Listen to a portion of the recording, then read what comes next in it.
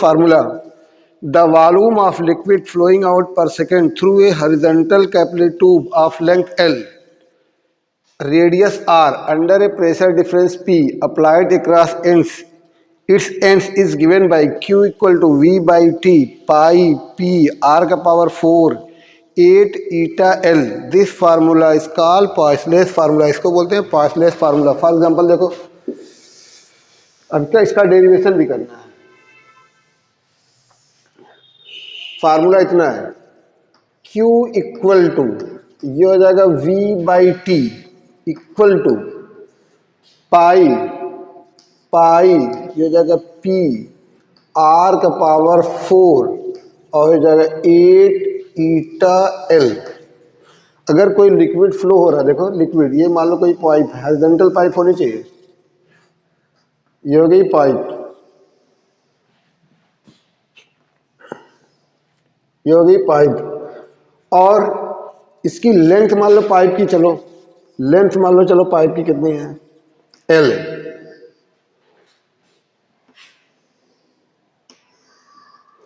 Length है pipe की L, L हो गई लेंथ, और ये रेडियस हो गई, रेडियस कितनी हो गई इसकी R, रेडियस हो गई R, और प्रेशर डिफरेंस कितना है, pressure difference across it ends, मतलब ये जो एंड है ये प्रेशर डिफरेंस कितना है, P है. तो अकॉर्डिंग टू पॉइसले, तो volume of liquid, according to Poiseuille volume of liquid V by T, volume of liquid flowing per second is equal to, ये होता पाई, ये होता P, ये होता R का पावर 4 और ये होता 8, ये हो जाएगा ईटा, ये हो जाएगा L. L क्या है, लेंथ ऑफ द ट्यूब है, P क्या है, pressure difference across its ends है, R क्या है, रेडियस ऑफ द ट्यूब है, और पाई बाई 8 क्या है, कांस्टेंट है. इसी को बोलते हैं पॉइसलेस फार्मूला. इसका हम लोग को क्या करना है, डेरिवेशन करना है. अब देखो assumptions used in derivation of Poiseuille's formula, क्या क्या assumptions है. The flow of liquid is steady and parallel to the axis of the tube. पहला formula, the assumption used in derivation of Poiseuille's formula, the flow of liquid is steady, steady मतलब streamline flow होना चाहिए, steady and parallel to the axis of the tube.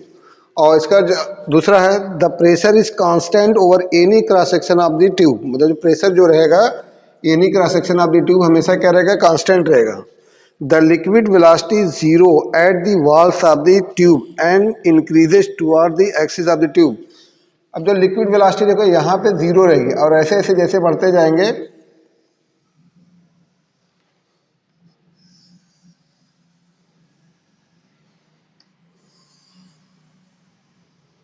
ये axis, अगर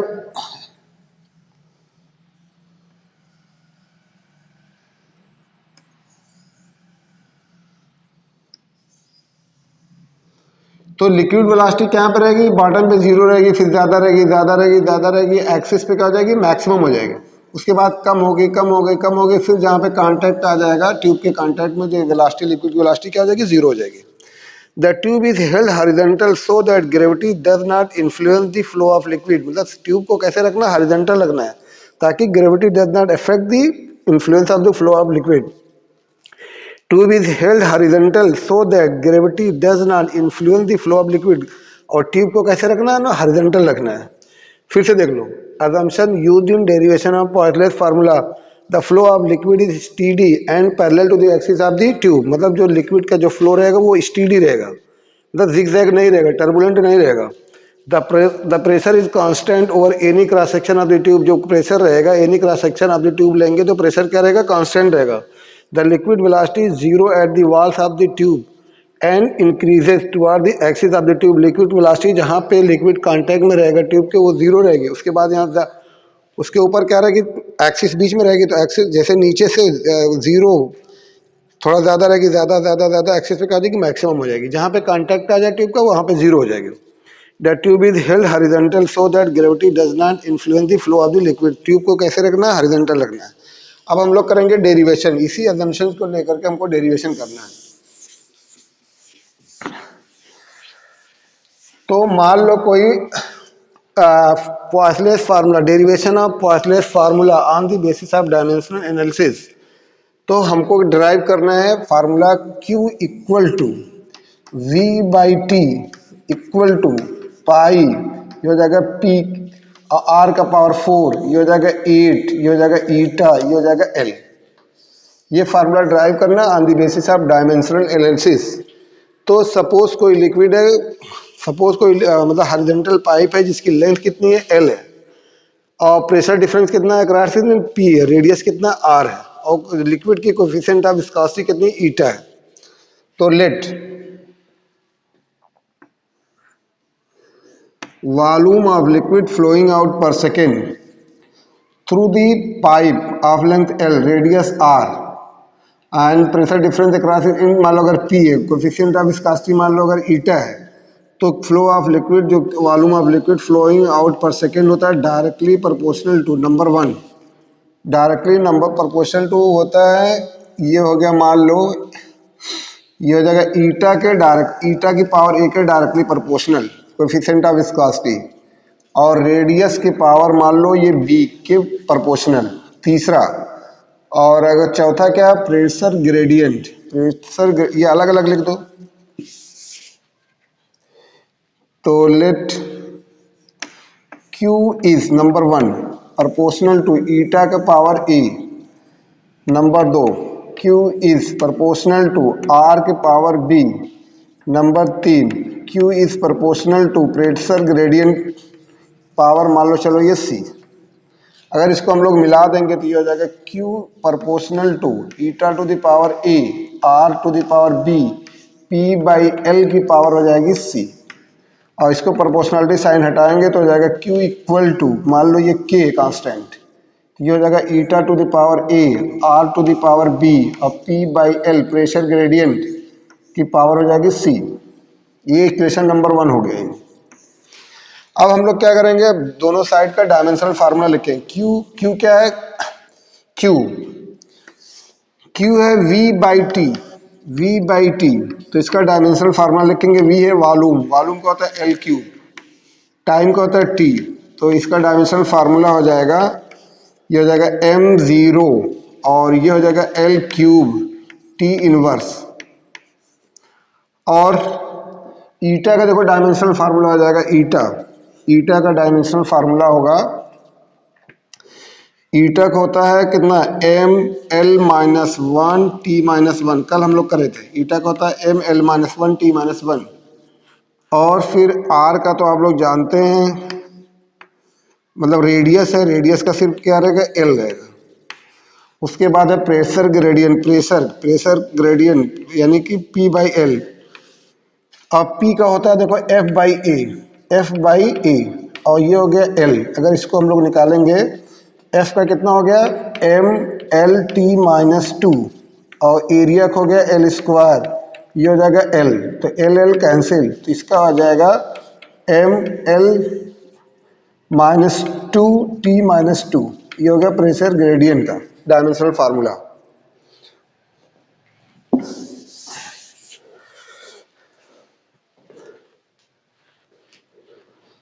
अब देखो कितना कितना आया है, Q का डायमेंशनल फार्मूला, Q का हो गया m0, और ये हो जाएगा L क्यूब t-1, और ईटा का भी हम लिखे, ईटा का कितना है, ईटा का है m(l-1 t-1), ये इतना होता है कोएफिशिएंट ऑफ विस्कोसिटी का। R का पता है हम लोग को, R का L होता है डायमेंशनल फार्मूला, और pressure gradient P by L का भी मैं निकाला, P बाई L का होता है इतना m(l-2), और ये होता है t-2, l-2 t-2, ये हो गया प्रेशर ग्रेडियंट का। अब इसकी वैल्यू Q की, ईटा की, R की, P बाई L की रखना है इसमें, इक्वेशन नंबर 1 में। अब रख रहे हैं, इसको मिटा के इसमें रखना है।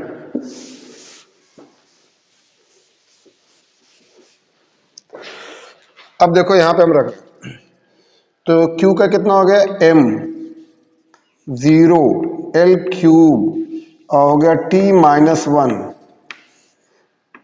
और K तो कांस्टेंट, उसको लिखना नहीं, ईटा को हो जाएगा m(l-1 t-1), पावर कितना है A, R है L, पावर कितना है B, और P बाई L का कितना है m L -2 और T-2 पावर कितना है C। अब देखो यहाँ पे देख लो कितना हो जाएगा, m यहाँ पे 1 है, m का पावर a है, यहाँ पे लिखो m का पावर a। फिर यहाँ देखो m का पावर c है, तो ये हो जाएगा, अगर बेस सेम रहता है a इंटू ए का power m a to the power n, तो पावर आपस में ऐड हो जाता है, तो ऐड कर दो। तो यहाँ पे a है और यहाँ पे कितना m का पावर c है, तो ये हो जाएगा a प्लस सी।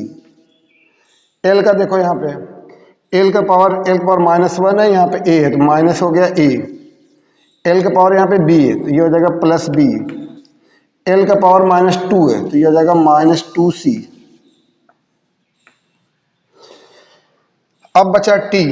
अब देखो t का पावर यहाँ पे देखो, t का पावर यहाँ पे -1 है, a से मल्टीप्लाई करेंगे -a हो गया। t का पावर -2 है तो यहाँ करेंगे तो हो जाएगा -2c हो जाएगा, -2c हो जाएगा। ये हो गया m0 और ये हो जाएगा l³ और ये हो जाएगा t-1। फिर से देख लो, इसका डायमेंशनल फार्मूला लिखेंगे, r का लिखेंगे, p/l का लिखेंगे, पावर c है तो m का पावर a यहाँ पे है, m का पावर c यहाँ पे है, तो a प्लस c हो गया। l का पावर -a यहाँ पे है, प्लस b यहाँ पे है और -2c यहाँ पे है, तो -a प्लस b -2c हो गया। t का पावर -a है, t का पावर -2c हो जाएगा, तो ये हो जाएगा a -2c। पावर को क्या करना है, कंपेयर करना है, कंपेयरिंग पावर्स। पावर अगर कंपेयर करेंगे तो ये आएगा, इसको हटा दे रहे हैं। कंपेयरिंग पावर्स, पावर को अगर कंपेयर करेंगे, देखो यहाँ पे कितना है, a plus c equal to यहाँ पे 0, यानी m के पावर को अगर कंपेयर करेंगे, यहाँ पे m है तो m का करेंगे कंपेयरिंग पावर्स, तो ये हो जाएगा a plus c equal to हो जाएगा 0। मान लो चलो ये इक्वेशन नंबर 1 हो गया। फिर 3a -a plus b -2c -a plus b -2c equal to 3a, ये मान लो 2 हो गया। ये 1 था, ये 2 हो जाएगा, ये 3 हो जाएगा। अब देख लो यहाँ पे -1 है यहाँ पे, तो -a -2c -a -2c equal to -1 है, इक्वल टू -1, ये हो जाएगा, मान लो चलो ये 4 हो जाएगा। अब क्या करना है, अब देखो इसको जोड़ो, पहले इसको solving 2 and 4, solving equation 2 and equation 4 we get, तो यहाँ पे वैल्यू रखो, तो ये देखो -a plus c equal to कितना 0, -a -2c इक्वल टू है -1। इसको अगर ऐड करो, एडिंग तो ये हो जाएगा, कट जाएगा तो बचेगा -c equal to -1, -c equal to -1 implies c equal to +1, c equal to कितना हो गया, +1 हो गया। अब देख लो, अब पहले ही में रखो, इसी में रखो, तो a कितना है, since a plus c equal to कितना 0 है, तो c की वैल्यू 1 है, तो a प्लस हो जाएगा c इक्वल टू, c की जगह 1 है तो यहाँ पर रखें 1 इक्वल टू 0, तो यानी a इक्वल टू हो जाएगा -1, a इक्वल टू -1 आ गया। a plus c equal to 0, तो a प्लस 1 इक्वल टू 0, क्योंकि c की वैल्यू कितनी 1 है, a इक्वल टू हो जाएगा -1। अब देख लो, हमको निकालना इस वाले में रखो, थर्ड वाले में। थर्ड वाला क्या है, ये है -a plus b -2c equal to 3 है। a की जगह हम लोग को कितना रखना है, -1, तो ये हो जाएगा -1 प्लस b -2, c की जगह कितना 1 इक्वल टू हो जाएगा 3, तो ये हो जाएगा माइनस हो गया +1 प्लस b -2 इक्वल टू हो जाएगा 3। तो इसमें अगर कट करेंगे तो ये हो जाएगा b माइनस हो जाएगा 1, -2 में 1 अगर ऐड करेंगे तो -1 होगा, इक्वल टू हो जाएगा 3, यानी कि b इक्वल टू ये हो जाएगा 4, 3 + 1 इक्वल टू हो जाएगा 4, ये हो जाएगा b, इतना हो गया, b इक्वल टू 4। अब a की b की वैल्यू को रखना है ला करके यहाँ पे q equal to K eta to the power A R to the power B P by L की पावर सी में रखना है। रखो। तो वैल्यू अगर हम लोग रखेंगे, इसको हम हटा दे रहे हैं, तो ये हो जाएगा Q equal to K eta to the power ए। देखो ईटा टू द पावर कितना है ए। अब ए की वैल्यू कितनी आई है, ए की वैल्यू है -1, यहाँ लिखो -1। फिर आर की पावर बी, बी की वैल्यू कितनी आई है 4, तो यहाँ लिखो 4। फिर है P by L, P by L की वैल्यू कितनी है सी, पी बाई एल की वैल्यू सी है, सी की वैल्यू कितनी है 1 है, तो यहाँ पर लिखो 1। तो वैल्यू अगर रखेंगे तो ये हो जाएगा के, ये हो जाएगा पी का पावर 1 है, तो ये हो जाएगा पी, ये हो जाएगा आर का पावर 4, ये पावर माइनस है तो नीचे आएगा तो ये लिख देंगे माइनस, प्लस हो जाएगा, और यहाँ एक है एल तो एल हो जाएगा। तो ये हो गया आपका फार्मूला Q इक्वल टू के पी आर का पावर 4, और ये हो जाएगा ईटा, ये हो जाएगा एल, और के की वैल्यू होती है पाई बाई 8। तो इसकी वैल्यू अगर हम लोग रखेंगे, के की वैल्यू पाई बाई 8, क्योंकि कांस्टेंट की वैल्यू डायमेंशनल एनालिसिस से फाइंड नहीं की जा सकती है, तो के की वैल्यू इतनी होती है। तो यहाँ पे अगर रख देंगे तो ये हो जाएगा Q equal to pi P R का पावर 4, ये होगा 8 ईटा, ये हो जाएगा एल। यही है पॉइसलेस फार्मूला।